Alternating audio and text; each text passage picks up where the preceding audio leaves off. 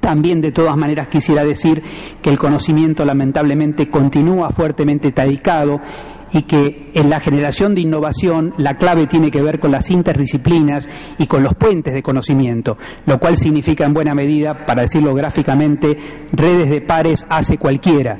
Lo que verdaderamente es un desafío es hacer redes de impares, es decir, tener la capacidad de dialogar con los diferentes, tener la capacidad de dialogar con los distintos. Esto se conecta con otro elemento fundamental de la innovación, que es el tema de la serendipia. Este concepto es un nombre técnico, digamos, pero que en realidad encubre una verdad de perogrullo, digamos. En buena medida, la ciencia descubre más cosas por casualidad que por el trabajo riguroso y metódico. Pero queda muy feo decir de casualidad, digamos, y en consecuencia usamos la palabra serendipia. Ahora, en buena medida, esta palabra serendipia tiene también que ver directamente con la creación de contextos de descubrimiento. Es decir, necesitamos crear comunidades científicas interdisciplinarias que tengan espacio de encuentro, porque ahí se generan las oportunidades de nuevo conocimiento. Se está agotando la posibilidad de crear más conocimiento por la especialización y la sobreespecialización. Cada vez necesitamos más capacidad de construir conocimiento en forma transversal. Y esto tiene que ver con trabajo, tiene que ver con contextos y en último caso tiene que ver con la frase que decía Picasso: la inspiración siempre me encontró trabajando. En buena medida, digamos, tiene que ver mucho con esta lógica de serendipia.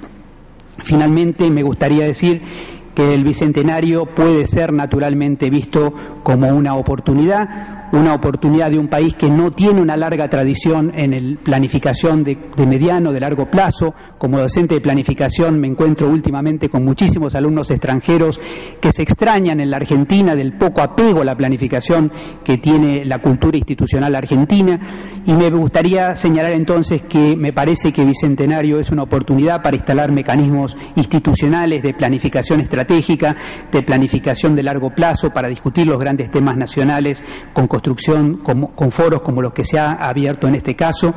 Me parece que también es posible establecer políticas consensuadas de innovación, investigación y tecnología, con control social y político de la ciudadanía sobre nuestros ejes de desarrollo. Me parece también que es posible generar una fluida interacción con el mundo, una interacción de doble vía, digamos, que nos permita circular fluidamente, como a veces espontáneamente vemos ocurrir entre lo global y lo local en flujos de ida y de vuelta.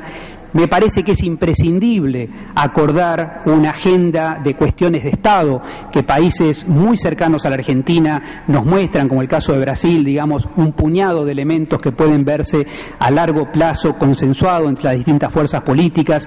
La ciudadanía está esperando que seamos capaces de construir cuestiones de Estado. Me parece que hay que avanzar en la definición de un modelo de desarrollo, finalmente, que sea ambientalmente sustentable, que sea culturalmente pluralista, que sea socioeconómicamente equitativo y democráticamente participativo. El mundo está atravesando momentos de incertidumbre, de fragmentación y de complejidad inusitadas. Argentina ha sido un país de inventores, de innovadores, de pioneros.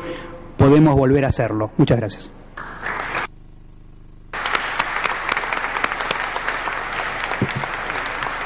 Muchísimas gracias, doctor Rovere. Bueno, muchísimas gracias. Yo también comparto, digamos, la alegría del aprendizaje, que es naturalmente yo creo que lo más interesante que a uno le puede pasar, sobre todo, digamos, de cara a los desafíos que han sido planteados por esta mesa. Y yo creo que, de todas maneras, siento que hay algunas diferencias, y me parece que son muy buenas, porque las diferencias son justamente las que nos hacen ganar la tarde, seguramente, digamos, distinto de si todos rápidamente entráramos en un consenso. Así como creo que no todo el pasado es lo que los historiadores dicen, creo que tampoco el futuro es lo que la ciencia dice, digamos. Y creo que el desafío de esta mesa era ir más allá de la ciencia, digamos, porque el desafío habla del futuro de la Argentina.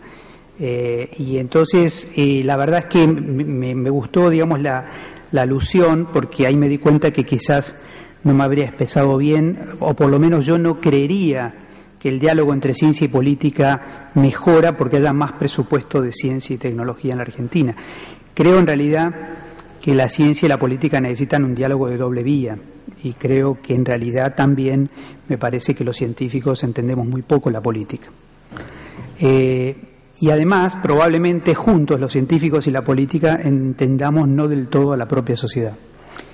Y quizás, digamos, y a pesar de la incomprensión, haya más complicidades de base, digamos, entre ciencia y política, un viejo concepto Foucaultiano, digamos, entre saber y poder, y justamente la que se quede afuera sea la propia sociedad. Y tal vez esto es un poco el intertexto o la lectura que podemos hacer nosotros de la diversidad de las presentaciones del día de hoy.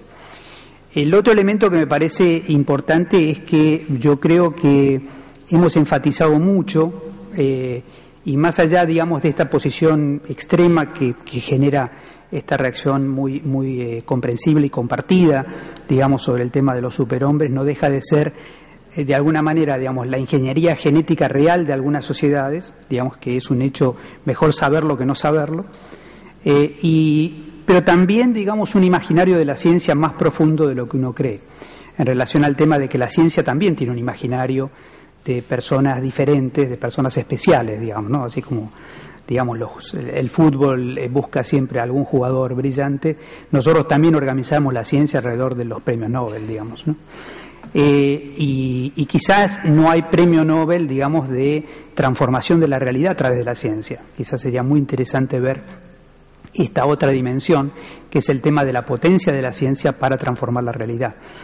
Y ahí me gustaría señalar, digamos, que no me sumaría fácilmente a la diferencia entre ciencia básica y ciencia aplicada, entre básico y tecnológico, porque yo creo que esa es una inteligente travesura generada por la propia ciencia después de la Segunda Guerra Mundial. Es decir, había que separarse de las consecuencias de Hiroshima y Nagasaki y decir, digamos, eso lo hizo la política, eso lo hizo la tecnología, digamos, no la ciencia. La ciencia debe ser responsable de las últimas consecuencias de su uso y no solamente de las consecuencias inmediatas de su uso. Y en ese sentido, digamos, me parece que es muy importante romper, en cierta manera, la idea, digamos, de una ciencia elitista y también la idea de una ciencia productivista, digamos, porque más allá de lo que yo agregaría, digamos, a lo que ha sido aquí discutido, el tema del productivismo científico. Todos los que tenemos algo que ver con revistas científicas hemos sentido el peso, la presión, digamos, de que si no publico pierdo los incentivos, digamos. Es decir, todo un mecanismo, digamos, según el cual la ciencia también se alimenta a sí misma, digamos. Me quedé pensando, nada más que por hacer puentes en ese intertexto, ¿qué pasaría si los científicos recibieran crédito en vez de recibir grants, digamos, ¿no? Sería muy interesante saber si pudiéramos establecer una contrapartida, digamos, de comprensión, digamos, de lo que significa también recibir subsidios, digamos, del ahorro de los argentinos, digamos, de estos argentinos que en este momento están penando por devolver un microcrédito. De esa base, digamos, se origina justamente, dado que el sistema impositivo argentino sigue siendo fuertemente regresivo y es justamente, digamos, los que tienen menos ingresos los que más abonan con su estructura impositiva. Y finalmente, digamos, me parece que vale la pena colocar en la agenda exactamente a qué llamamos entonces estratégico. Yo creo que es muy importante haber traído a colación el tema de lo estratégico y, sobre todo, volver a entender, digamos, qué cosa es soberanía en contexto de globalización. Me parece que es imprescindible entender eso, digamos, porque obviamente soberanía en contexto de globalización no es alambrar un país, no es aislarse, digamos, sino quizá lo más complejo, digamos, que es más soberano el que está más interconectado, el que entiende mejor, el que lee mejor la realidad, y en este caso la realidad mundial, que es sumamente compleja. Muchas gracias. Muchas gracias.